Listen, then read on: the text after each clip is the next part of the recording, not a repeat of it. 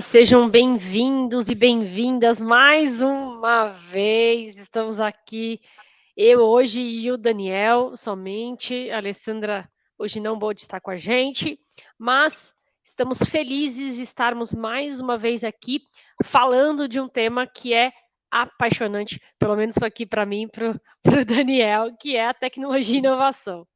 Hoje nós temos uma temática bem interessante, bem relevante também. E, como sempre, né, como nós toda terça-feira pela manhã reservamos esse momento para falar um pouquinho sobre as principais tendências de inovação e tecnologia, com um tema específico, claro, mas para que você também não seja cansativo e para que as pessoas possam ali, de alguma forma, entender e desmistificar muitas vezes algumas questões. E hoje o nosso tema também é bem legal, é bem interessante, e trata sobre um assunto que muitas empresas já se organizaram, muitas empresas já têm visto isso, mas, obviamente, tem espaço para muitas outras ações, né, Daniel? Que é o RPA. Muito bom. O RPA, acho que não é segredo de quem acompanha a tática de perto.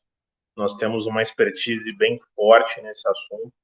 E é um prazer poder falar hoje sobre esse tema. Então, nosso tema é automação de processos do dia a dia das empresas por meio de robôs. Então, uma tecnologia não tão nova assim, mas que tem evoluído bastante no tempo. Então, a gente evoluiu bastante, aí, principalmente de 10 anos para cá, na forma de fazer isso, na preocupação com a governança de processos, na efetividade desses robôs, na evolução das ferramentas de mercado para fazer tudo isso. E nós, como consultoria, sempre indo atrás do que tem de melhor, das melhores opções para as empresas, com uma experiência muito grande. Reforço aí quem está assistindo, se tiver alguma dúvida, aproveita essa sessão, coloca aí no nosso chat, que a gente vai responder da melhor forma possível. E basicamente é isso, gente. Hoje o tema é RPA. Vamos falar muito sobre robôs, falar um pouquinho também da nossa experiência. Então, um tema que a gente tem uma propriedade muito grande, né, Gladys? Perfeito, é isso mesmo.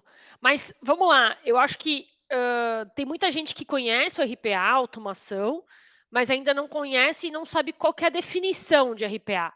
Então, Daniel, pela tua expertise aí, pelo seu poder de síntese, vamos começar com isso, né? Qual que é a definição efetiva de RPA para nós que somos muitas vezes leigos, né, no tema?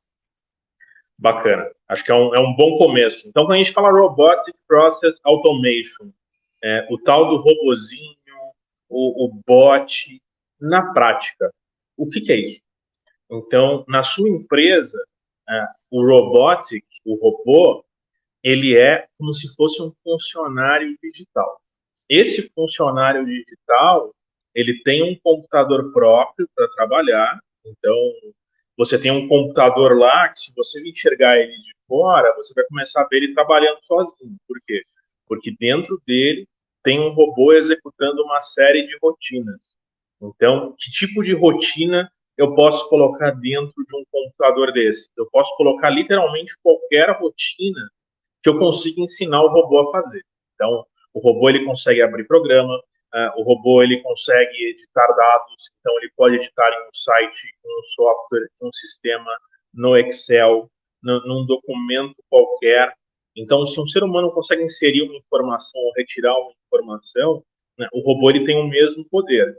Então, o que o robô não tem que uma pessoa tem é o poder do improviso. O robô ele não vai improvisar. O robô ele vai Perfeito. seguir exatamente o que foi programado. O que é um benefício de uma implementação de RPA que a gente percebe muitas vezes?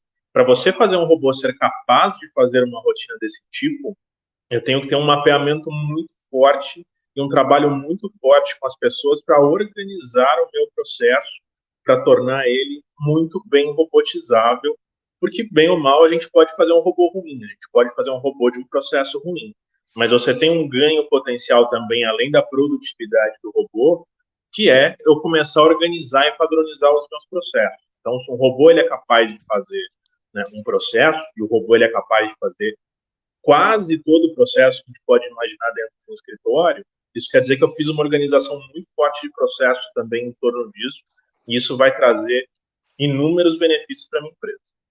E isso que você comentou é interessante, né? Porque às vezes as pessoas têm a impressão de que, putz, vou colocar um robô, ele vai processar tudo que a pessoa fez. Mas se você não organizar o processo antes, né? Porque às vezes as pessoas fazem as atividades e não tem um processo bem definido. Quando a gente fala processo, é exatamente assim: o que cada etapa das atividades desse robô vai realizar de fato, né? Para que ele seja organizado e organizável, né, no final do dia. Mas você falou e citou já uma questão, uma segunda pergunta que eu ia fazer, e também temos aqui uma pergunta sobre essa questão, que é os benefícios, né? Eu acho que todo mundo quer entender ali, em termos práticos, quais são os benefícios, né? Quais são os benefícios de se ter, de repente, um processo automatizado, né? Ter o RPA efetivamente aplicado a um ou dois ou a mais processos dentro da minha organização, e o que isso vai trazer de retorno financeiro no final do dia? O que isso pode ser efetivamente colocado? Muitos benefícios. Então, começando a passar um pouco pela nossa experiência. Então, vamos pensar primeiro, já falamos de uma, a gente começa a padronizar muito bem, né, as atividades do escritório, e isso vai causar inúmeros ganhos, como qualquer projeto que a gente faz como consultoria de revisão de processos, de padronização, pensando em eficiência do robô. No nosso histórico de implementação, a gente já viu desde robôs que são apenas da mesma velocidade de um ser humano, até 2 vezes mais rápido, chegando em robôs de 20 a 30 vezes mais rápido. Isso vai depender muito do ambiente que o robô está operando, mas uma média muito razoável que a gente pode fazer do nosso histórico é que um robô é 5 vezes mais rápido do que uma pessoa. E Perfeito. você Traz pensa uma no eficiência já evidente, né, isso no processo. E aí, quando a gente pensa em 5 vezes mais rápido, o robô ele não tem descanso, ele trabalha 24 horas por dia. Então, pensando que o robô trabalha 3 turnos, que é a intenção que a gente quer da utilização completa de um funcionário digital, a gente está falando de 15 vezes mais produtividade do que uma pessoa. Então, Puxa, seria isso é relevante. Então, é um ganho muito relevante. Você tem um ganho muito forte de monitoramento do trabalho. Então, você também ensina o robô a gerar um controle que pode ser visto pela equipe. Então, o que ele fez ou deixou de fazer vai estar tudo muito bem padronizado para que se tome uma ação. Isso também vai levar em redução de erros. Então, esse é um benefício muito importante do robô. A gente tem muitos casos no nosso histórico que o robô ele não foi colocado no ar nem por conta de produtividade. Ele foi colocado no ar para evitar uma multa de um processo relevante. Se houvesse um erro, se houvesse uma falta de trabalho, viria uma conta alta para a empresa pagar. Isso é um ponto importante que, só para fazer um comentário, que existem empresas que trabalham, por exemplo, com processos regulatórios e que são processos recorrentes. E que, obviamente, você não pode perder prazo, você não pode deixar de entregar um documento, etc. E tal. A robotização também ela permite esse ajustes, né, em termos de prazo, datas, processos, entregáveis e assim por diante. O que você pode comentar para a gente sobre isso? O que eu tenho alguns exemplos históricos de robôs que nós fizemos para dar conta de determinadas atividades. Então, o básico, a gente tem multas devidas ao não preenchimento de temas ambientais para o governo. Então, Perfeito. vários segmentos de empresa aí, se não fizerem a lição de casa do ponto de vista ambiental, a multa vem. E é um trabalho não de execução no campo, é um trabalho de preenchimento de dados que a empresa já fez. E isso é um volume Perfeito. super alto, isso pode gerar uma multa. A mesma coisa, e acho que vale para quase toda empresa, a questão dos impostos. Então, você não presta lá contas, uma série de questão de SPED, tem uma série de lições de casa que uma empresa faz em relação ao governo sobre os impostos, que se eu não fizer essa lição de casa, né, a multa vem. E entrando até num lado mais setorizado, tem vários setores que têm momentos que existe um pico importante de trabalho e vale a pena robotizar para dar conta. Então, me recordo aqui do setor educacional, tinha uma questão do dia do ProUni, etc., que tinha que fazer uma série de cadastros, enfim, eu não sou especialista no processo, mas era um dia super importante para o setor educacional. E a Perfeito. gente tem robôs para isso, para ajudar e dar conta nesse dia tão complicado. Literalmente o RPA pode mudar o jogo, né? Que é inclusive o nossa, a nossa chamariz aqui do episódio de hoje. Mas isso é muito relevante obviamente, só para puxar um pouco do que a gente também tem falado sobre tecnologias disruptivas, por exemplo, a própria IA conectada com robotização e assim por diante. Isso é possível, Daniel? Isso é possível a gente ir além, né? A gente ir um pouco além do que efetivamente a gente sabe que a robotização tem por trás toda uma parte de tecnologia e programação, né? Isso está dentro de um ambiente, obviamente, dentro de tecnologias que já existem, né? Sistemas, softwares, assim por diante. Mas também a gente pode conectar com novas tecnologias, como o próprio Chat GTP hoje, como a gente tem colocado de alguns momentos, né? Eu não sei se isso é possível conectar. É possível sim. Então, falando um pouco sobre o uso da inteligência artificial, as próprias empresas de RPA que produzem os sistemas, eles têm evoluído e buscado soluções para integrar isso dentro dos robôs. Então, também se quer sair do estigma do puro trabalho braçal que o robô faz, isso já evoluiu faz tempo, para fazer tarefas mais inteligentes, fazer uma série de reconhecimentos que exigem elementos de inteligência artificial, mas a gente Legal. sabe que por mais que as empresas de RPA estejam evoluindo nisso, você tem iniciativas acontecendo nesse momento, acho que foi tema de alguns episódios nossos aqui, né? Eu não espero que uma empresa de RPA ela evolua no tema inteligência artificial da mesma forma que o pessoal da OpenAI com o ChatGPT, com o próprio Google, enfim, a Microsoft aí está acabando por investir junto da OpenAI. Então, esses expoentes aí do mundo da inteligência artificial, eles são integráveis dentro da ferramenta. Então, o robô ele tem a capacidade de integrar tudo isso. Então, a OpenAI tem APIs, por exemplo, que se conectam com o robô. Então, o robô consegue entrar toda essa informação e trabalhar isso em conjunto. Esse é um benefício que o RPA tem. Então, seja lá Legal. qual for a tecnologia, geralmente eu tenho conectores para que o robô trabalhe. E isso é extremamente relevante, apesar de ser até um pouco técnico, mas é relevante, porque com o mote principal hoje que nós estamos falando, que é a inteligência artificial, ChatGPT, a Microsoft também investindo na OpenAI, a Google com Barney, acho que é Barney, não me lembro agora o nome, mas depois eu confirmo aqui, com a sua própria inteligência artificial. Oi? É BARD. É BART, isso, perfeito.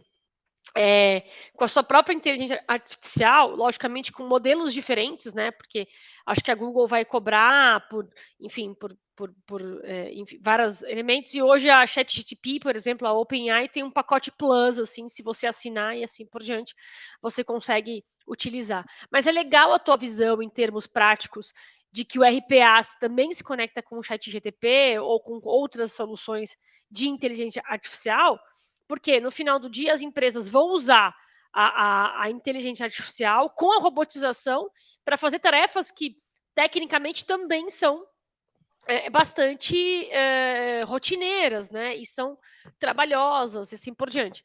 E aí eu vou te lançar uma pergunta que eu acho que é importante a gente, de novo, conversar sobre isso e desmistificar muitas vezes o que está acontecendo no Brasil, não só no Brasil, mas acho que no mundo inteiro, né?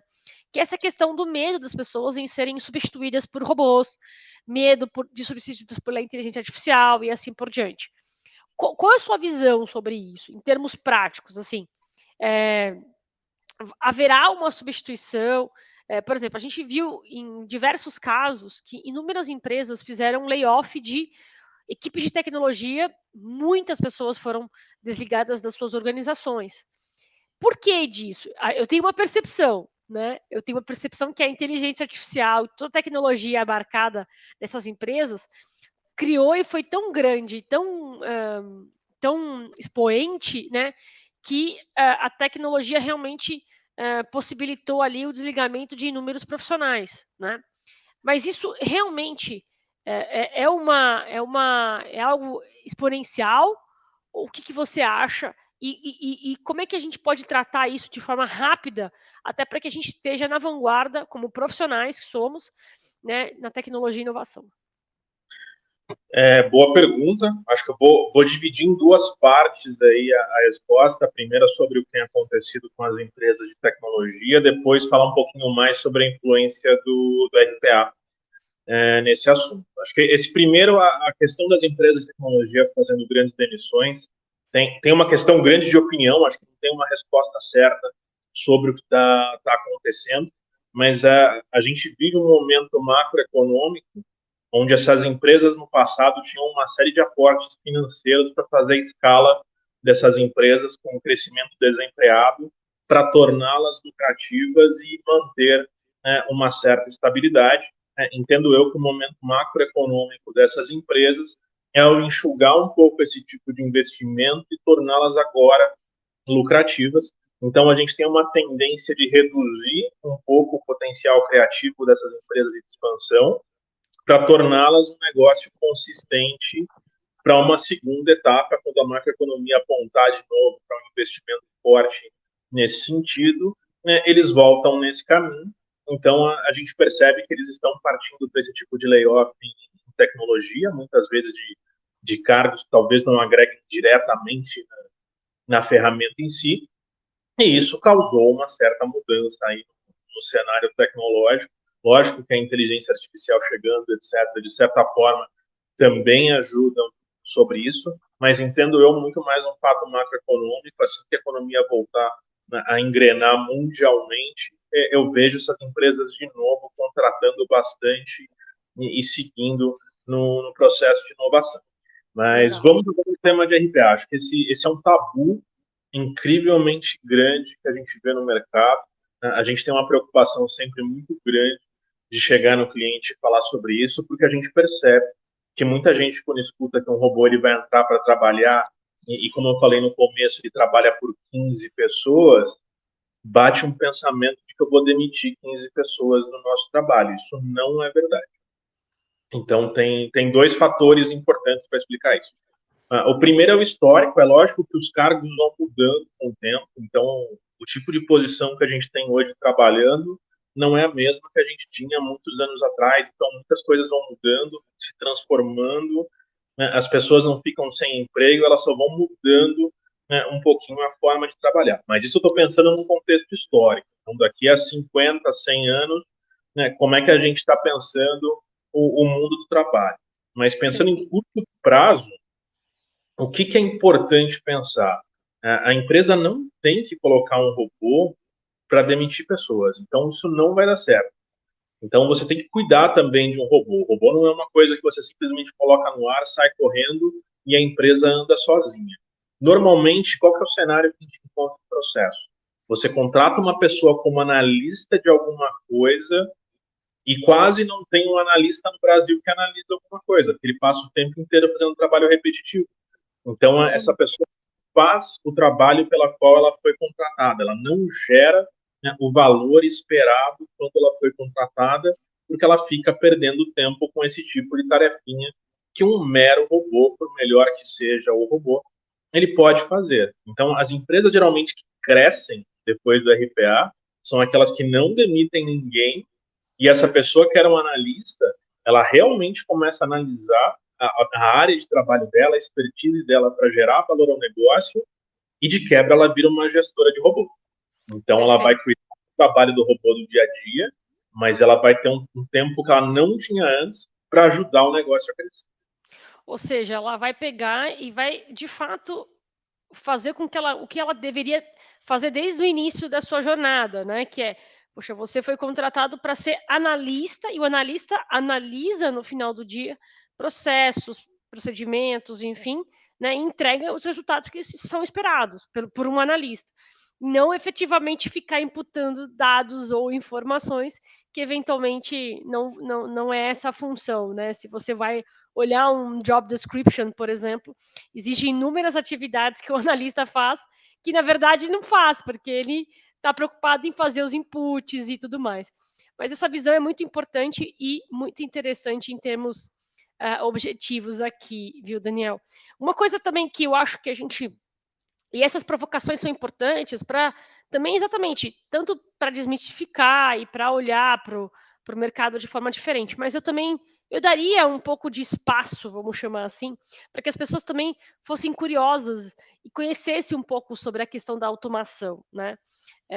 Obviamente, não sair programando, porque a programação em si, existe toda uma lógica por trás disso, mas isso é um skill, por exemplo, é uma habilidade, né, que já está se exigindo no mercado, em termos práticos, de pessoas, por exemplo, como analistas, que eventualmente usam softwares de RPA e assim por diante, não é mesmo? Então, isso eu tenho olhado isso com bastante carinho, justamente porque eu percebo que as organizações já estão se colocando como organizações mais tecnológicas, né? E, adicionalmente, também na esteira disso, solicitando para que as pessoas ou contratando pessoas que também estejam nessa questão da tecnologia mais alinhada à tecnologia. Então, eu acho isso muito interessante. E, claro, né, o boom disso tudo foi por conta da pandemia. Eu acho que essa é a minha percepção, né? Que trouxe ali inúmeras questões, inúmeros problemas, mas também inúmeras soluções, né? Nós nos digitalizamos ali pelo menos 10 ou 20 anos mais rápido em 2 anos. Então, isso tudo é bastante relevante. E aí, a gente está caminhando para o final, a gente tem mais alguns minutinhos. Eu queria fazer mais uma pergunta aqui para você. Em termos práticos, como que um projeto de RPA ele funciona? Como é que tudo começa? Obviamente, pela uma dor de um cliente, de um potencial cliente. Mas na implementação de um projeto, como é que tudo começa?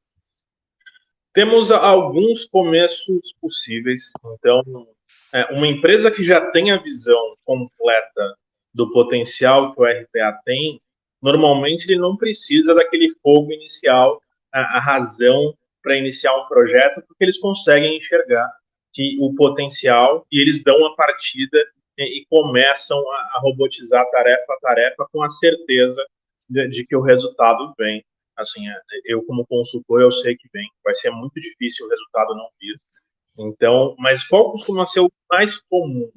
É eu ser exposto de alguma forma a como um robô funciona. Então, surge uma dor numa empresa no sentido de eu tenho um trabalho gigantesco aqui, um trabalho que eu não estou dando conta, um trabalho que está me gerando problema na área inteira, as pessoas não aguentam mais fazer, pedem demissão, né? Enfim, ninguém quer mais isso, eu preciso de uma solução.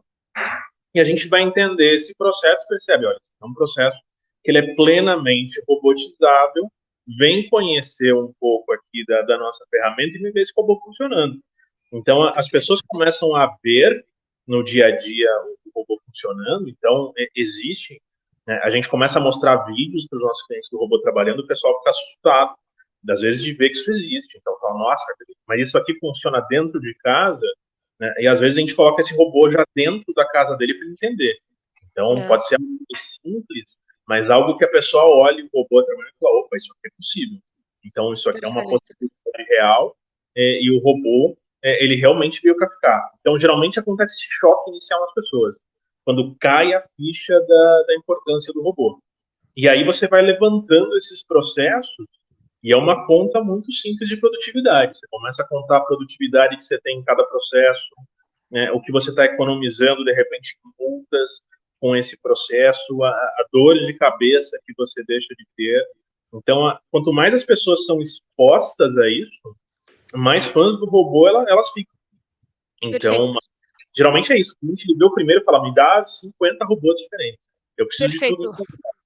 Uma pergunta que me surgiu aqui por exemplo, um robô inicialmente, ele precisa ter um aprendizado do processo ou ele já começa executando uma tarefa ou uma atividade eventualmente? Como funciona isso em projeto? A gente define junto o processo que tem a maior dor para o cliente a robotizar e que o robô faz sentido.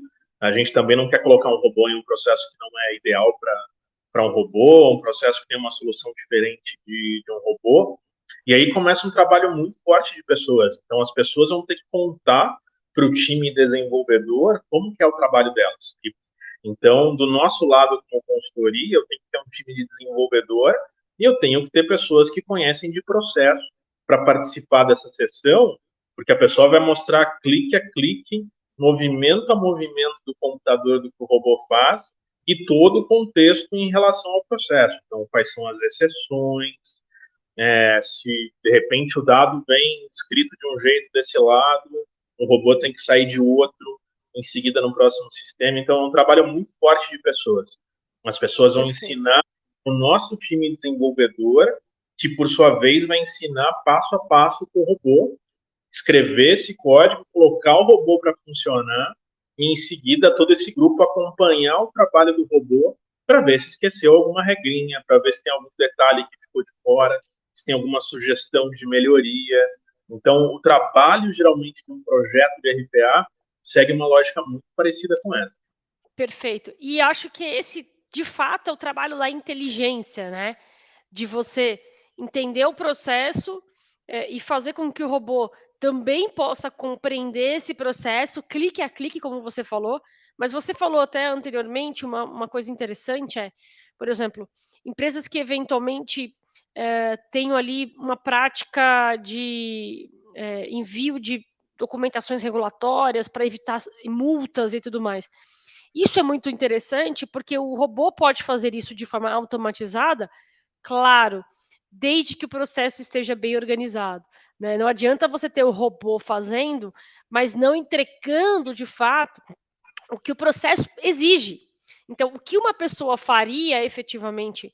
E aí, a pessoa entra para fazer a análise da exceção. Puxa, por que o robô não entregou determinado processo ou atividade ou documentos, não puxou tal informação? Alguma coisa tem. E esses potenciais, não vou chamar nem de erros, mas inconsistências eventualmente, estão atrelados ao processo e não ao robô. Porque se o processo não estiver bem organizado, por exemplo, puxa, esqueci uma fase, esqueci uma tarefa, alguma coisa nesse sentido, ele não vai entregar o que a gente espera. Por isso que há um trabalho muito interessante de inteligência, de avaliação de processos, né, Daniel? E, no final, realmente é o trabalho de desenho do robô para a entrega do resultado que é esperado. É muito legal isso. Eu acho que essa temática, sem dúvida, é muito interessante. Nós estamos caminhando realmente para o final. Tem uma pergunta aqui, que foi até acho que a Lei que colocou. Se você quiser responder, como saber se a minha empresa está preparada para acompanhar essa evolução da robotização?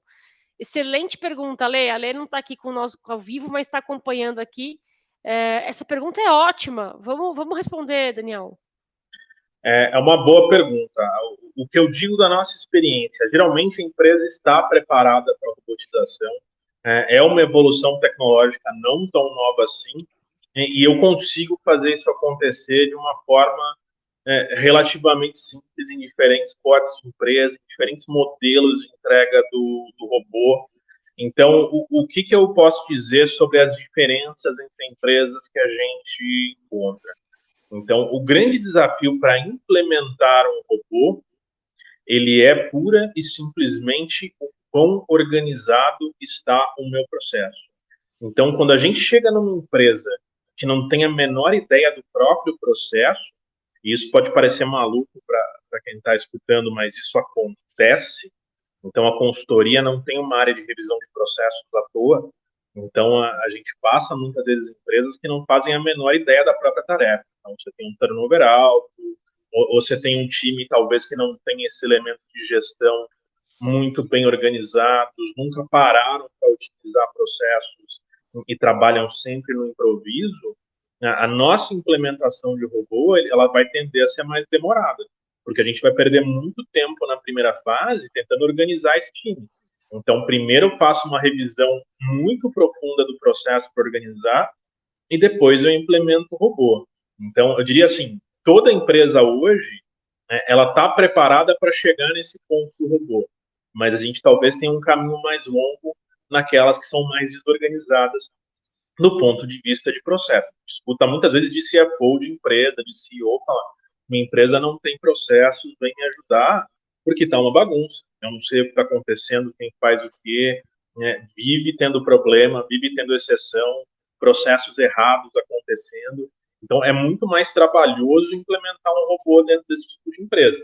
Mas isso vem junto de um trabalho muito forte de processos para fazer acontecer.